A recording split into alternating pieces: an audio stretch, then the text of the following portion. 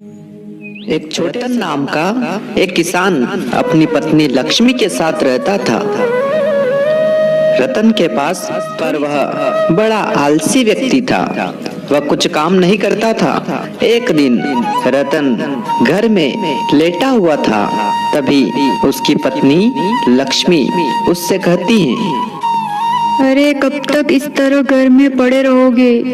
कितनी बार समझाया कि कोई काम धंधा करो, पर मेरी एक नहीं सुनते हो। मेरी ही किस्मत फूटी थी जो मेरे माँ बाप ने ऐसे आदमी से शादी करवाई।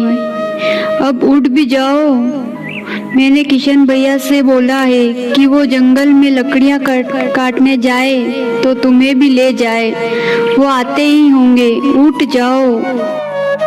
लक्ष्मी अपने पति रतन को बहुत खरी खोटी सुनाती है, पर रतन के ऊपर उसका कोई असर नहीं पड़ता। थोड़ी देर में गांव का एक लकड़हारा किशन रतन के घर आता है और रतन से कहता है, अरे भाई रतन, अब तक सो रहे हो? अरे हम किसानों को सुबह 4 बजे ही उठ जाना चाहिए, नहीं तो घर में लक्ष्मी नहीं आती है। भाई उठ जाओ, अब तो उठ जाओ। अरे भाई साहब, आप ही समझाइए इस इंसान को। मैं तो समझा के थक गई। आज से आप इन्हें भी जंगल ले जाइए लकड़ियाँ काटने। हाँ हाँ भाभी जी, क्यों नहीं, मैं इसे लेने ही आया हूँ। चलो भाई रतन, जंगल से लकड़ियाँ काट कर लाते हैं और बाजार में बेचकर कुछ पैसे कमा कर लाते हैं। रतन किशन के साथ जंगल में लकड़ियां काटने के लिए चल पड़ता है।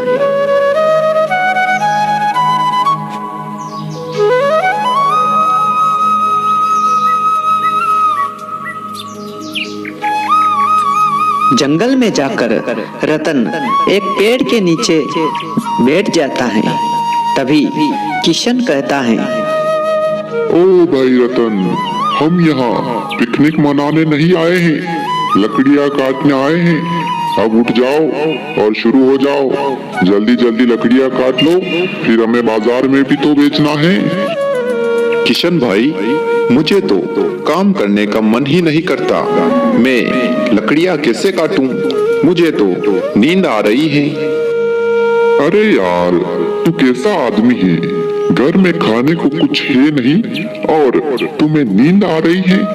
भाभी जी ठीक कहती हैं, तू एक नंबर का आलसी बन गया है।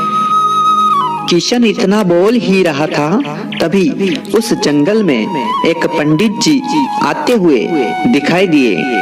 पंडित जी रतन और किशन के पास रुक जाते हैं। पंडित जी को देखकर किशन पंडित जी से पूछने लगता है, आप कौन है पंडित जी, और आप इस जंगल में क्या कर रहे हैं? मेरा नाम गोपाल पंडित है।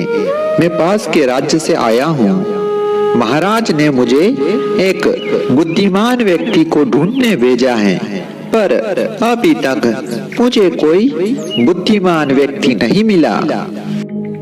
पंडित जी की बात सुनकर रतन तुरंत बोल पड़ता है, सुनो पंडित जी, आपकी खोज पूरी हुई। इस राज्य का सबसे बुद्धिमान व्यक्ति मैं ही हूँ। आप मुझे अपने राजा के पास ले चलिए। मुझे तो तुम साधारण आदमी दिखाई देते हो। मैं कैसे मान लूं कि तुम एक बुद्धिमान व्यक्ति हो? सुनो, हमारे राजा वीरभद्र ने एक प्रश्न दिया है। अगर तुम उस प्रश्न का उत्तर दे दो तो मैं मान लूंगा कि तुम बुद्धिमान व्यक्ति हो।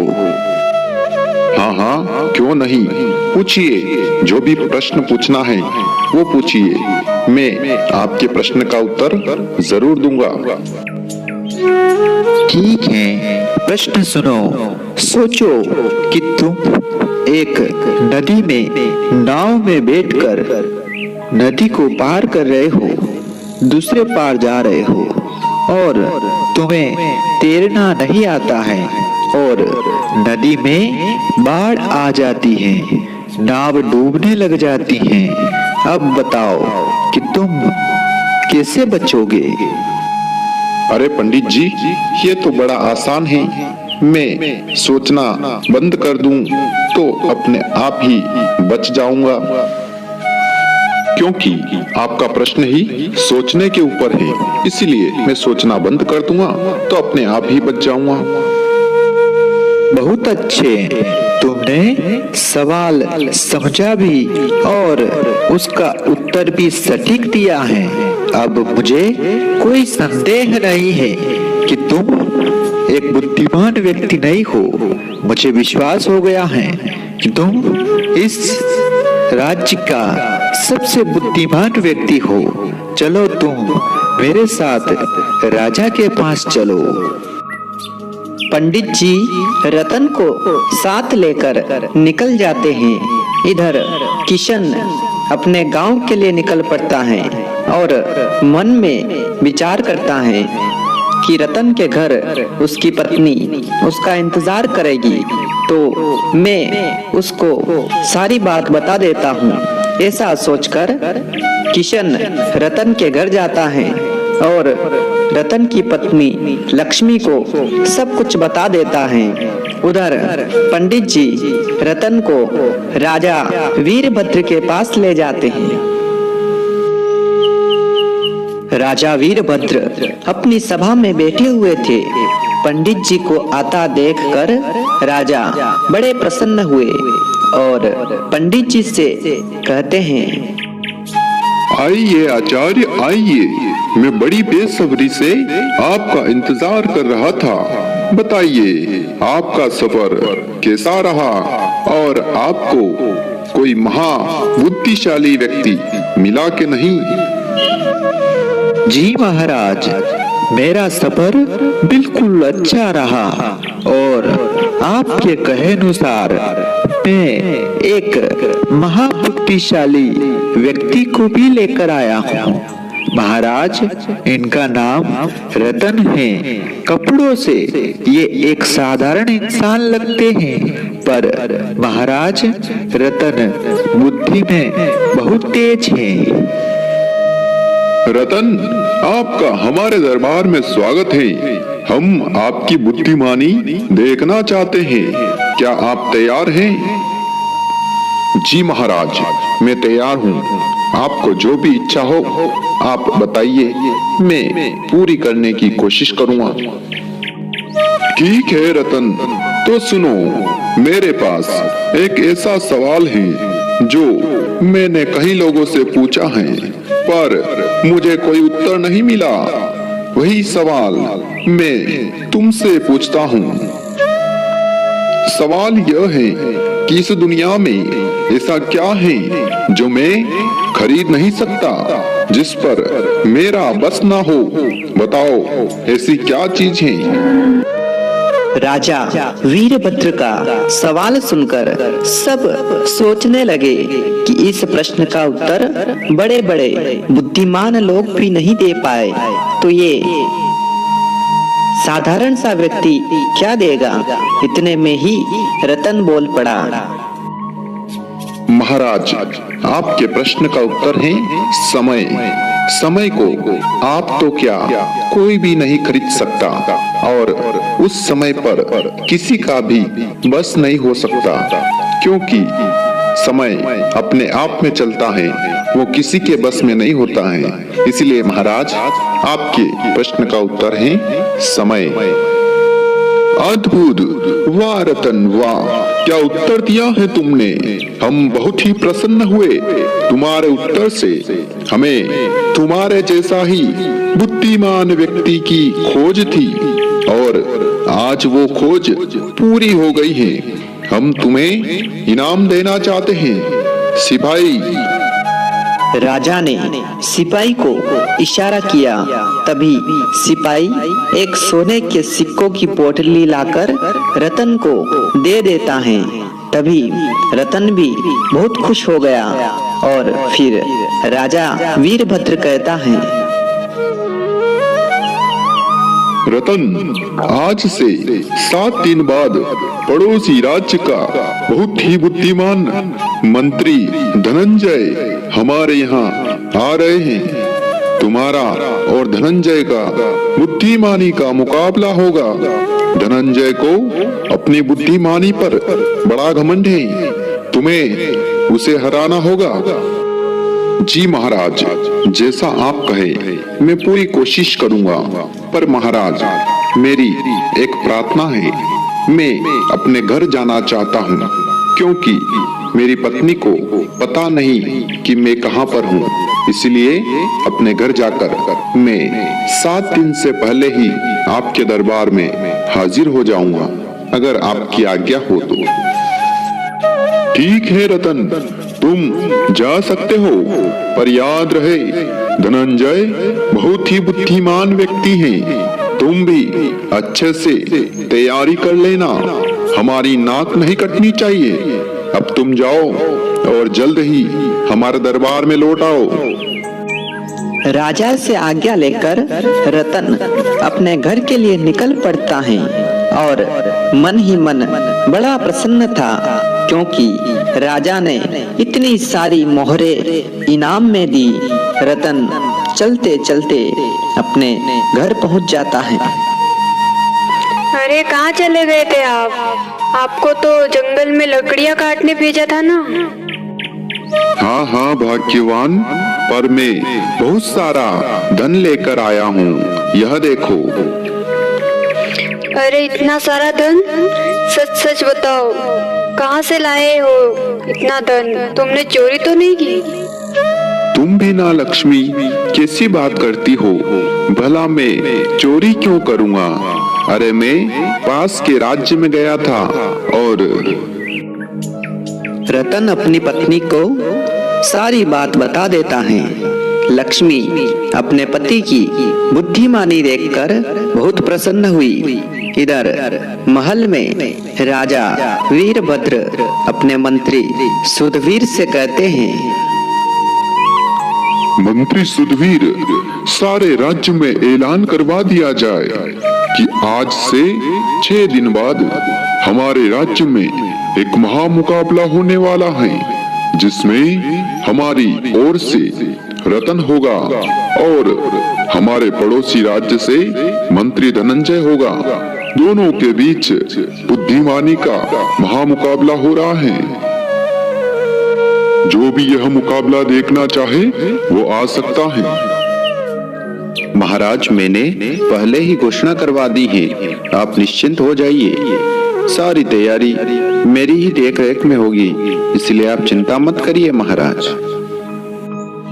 ऐसे ही कुछ दिन निकल जाते हैं। रतन अपनी पत्नी के साथ घूम फिर कर अपने घर आ रहा था।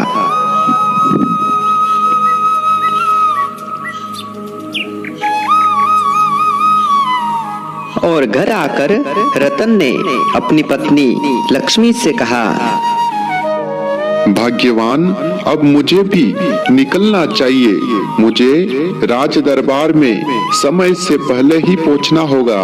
अगर देर हो गई तो महाराज क्रोधित हो जाएंगे। ठीक है जी, आप जाइए और जल्दी लौट कर आना। मैं आपका इंतजार करूंगी और अच्छा अच्छा खाना भी बना कर रखूं। रतन राजा वीरभद्र के पास जाने के लिए निकल पड़ता है।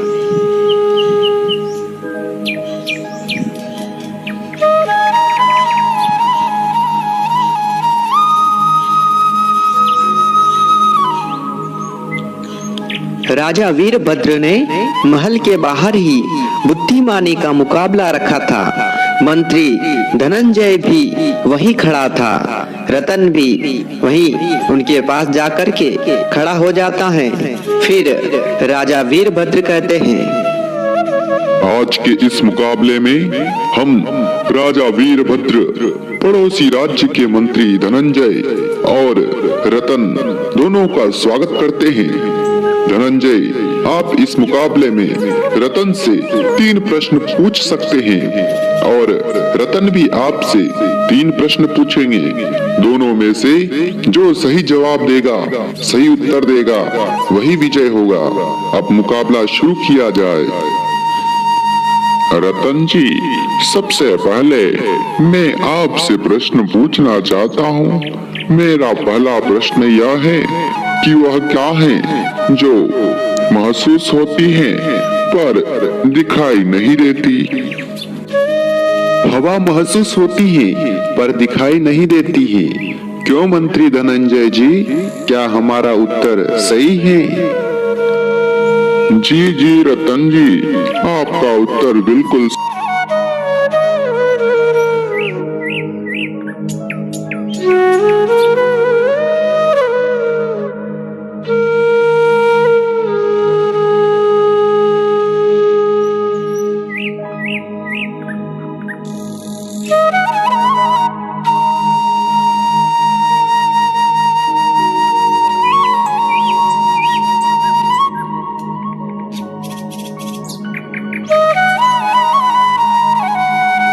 वह राजा तो सिर्फ एक ही है मंत्री जी। वह है ग्रहों के राजा सूर्य देव, जो कभी नहीं सोते हैं, निरंतर चलते ही रहते हैं। वाह रतन जी वाह, अद्भुत उत्तर दिया आपने। अब मेरा अंतिम प्रश्न सुनिए। वह क्या है जिसके लिए एक राजा तरसता है पर वह एक किसान को मिल जाता है? बताओ क्या है? मन की शांति, जिसके लिए राजा तरसता है पर वह एक आम किसान को मिल जाती है। रतन के सारे उत्तर सुनकर राजा वीरभद्र और सभी सभासद बड़े प्रसन्न हो गए। फिर रतन कहता है, मेरा सिर्फ एक प्रश्न है आपसे धनंजय जी कि वह क्या है जिसके आने की उम्मीद सबको रहती है पर वह कभी आता नहीं? रतन ने ऐसा प्रश्न किया जिसको सुनकर धनंजय चौंक जाता है और फिर धनंजय राजा वीरभद्र से कहता है, हे राजन, मैं अपनी हार स्वीकार करता हूँ और आपसे क्षमा चाहता हूँ, क्योंकि मैंने आपको कई बार अपनी बुद्धिमानी के अहंकार में आकर आपको अपमानित किया, पर आज मुझे पता चल गया कि मेरी बुद्धिमानी रतन जी के आगे कुछ नहीं है, इसीलिए मुझे क्षमा कर देना। राजा वीरभद्र रतन से बहुत ही प्रसन्न हुए और बहुत शुभकामनाएं दी, बहुत प्रशंसा की और फिर राजा कहते हैं, आज से हम यह ऐलान करते हैं कि रतन इस राज्य के बुद्धि शिरोमणि मंत्री होंगे।